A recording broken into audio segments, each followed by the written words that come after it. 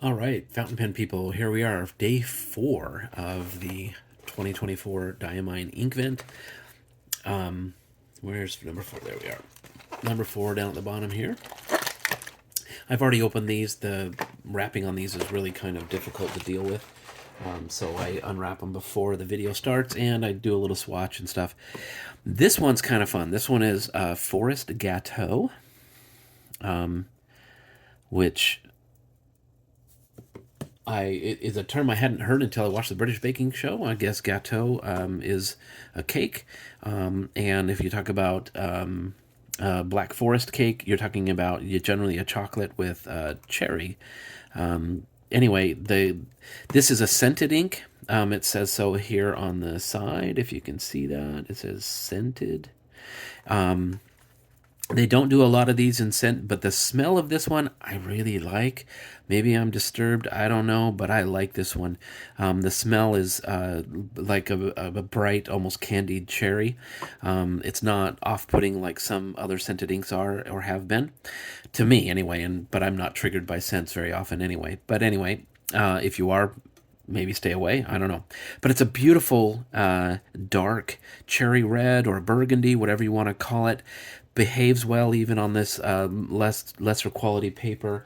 On Rhodia, it shows up a little more purple than the red that it does on this less expensive paper. You can see that they almost look like two different inks, at least in real light. And to my eyes, they're very different looking. And oddly, the only two inks that I have that come really close are other Diamine inks, Writer's Blood, but Writer's Blood is more red and doesn't shade quite as much. And another one, which was Raspberry Rose from a couple years ago, and it, again, is more pink. So it's not quite like either of them. It's kind of in between, or I don't know. The other ones on here are kind of silly, like this Bung Box Scorpio, which it's not even close to that. I mean, maybe it is, but this is like grayer and darker and more purple or something. But anyway, not a lot of colors out there, at least in my ink palette. But the pen I want to talk about today is another new offering that's out there. This is the Moonman V60. You can see Moonman written right there, and the nice Greek key cap band. I owned an Omas 360 Magnum, which is the slightly larger version from Omas, and it's in a very dark blue that looks black to most people, but when you put it up against a black pen, you can see that it's actually a very dark blue. It has a very similarly shaped clip. The shape of the pen, everything looks almost identical, except that the Omas has a second cap band. And under the hood here, we have a similar Greek key deal going on around here below the nib. The triangularness follows through into the section, which when I had, the reason I traded away my Omas 360 was because it was a very expensive pen that I was not comfortable writing with. This one I've become a little more adjusted to, and maybe if I'd kept that Omas a little longer, maybe I would have gotten used to it as well. But this is a very good functioning piston filling pen. It backs off just like the Omas does, and this is another thing that's a little bit different from the Omas. The Omas has a pin that runs through here that's part of the that keeps the tail cap here as part of the piston mechanism working or whatever. But I always felt like on that 360, and maybe it's just because I'd heard of the problems they have, it always felt fragile, and I worried about it.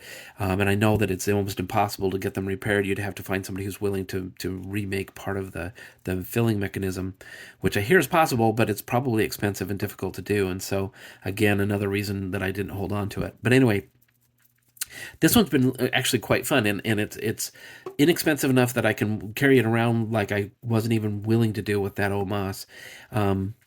And it's been great. I haven't had to tune it or anything, and it fills very, very nicely. Now, again, I don't think this one's going to fit down in there, but I will dip the nib and get that feed nice and saturated and do a quick little writing sample with it. This is the Moonman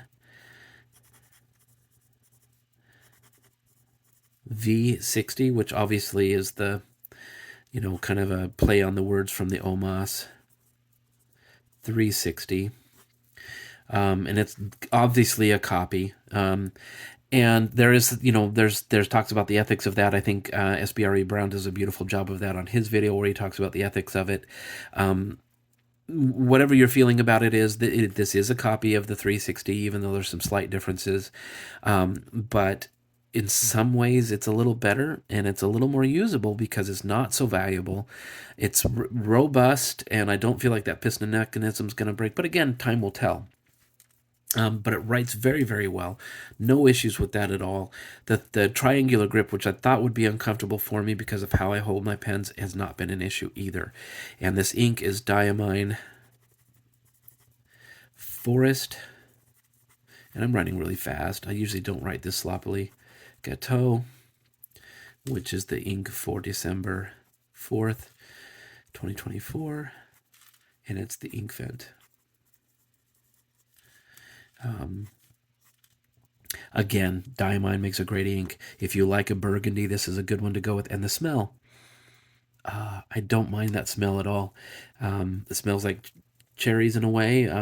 It smells almost chemically, but it's like one of those things that calls you back to almost a cherry Kool-Aid smell from my childhood. Anyway, this has been another one of these short, quick, unscripted videos, and I'm sorry about yesterday with the light going bad. That was terrible. I hope it doesn't bother, that one doesn't bother anybody. And I'll probably take all these videos down before too long anyway. But anyway, thanks for hanging with me and looking at another pen that I acquired in 2024.